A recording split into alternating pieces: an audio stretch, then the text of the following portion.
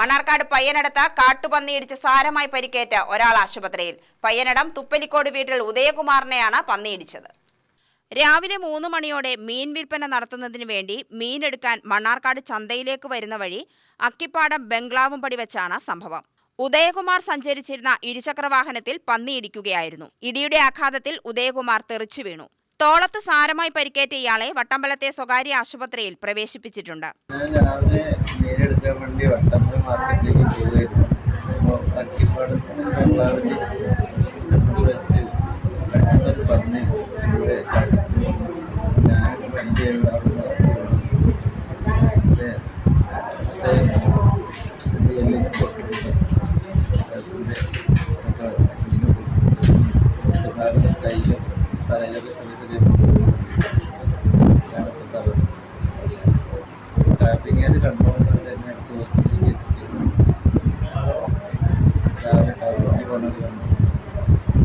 തോളെല്ലിന് പൊട്ടലുണ്ടെന്ന് കണ്ടെത്തിയതിനാൽ ശസ്ത്രക്രിയയ്ക്കായി പെരിന്തൽമണ്ണ സ്വകാര്യ ആശുപത്രിയിലേക്ക് മാറ്റുന്നതായി ബന്ധുക്കൾ പറഞ്ഞു.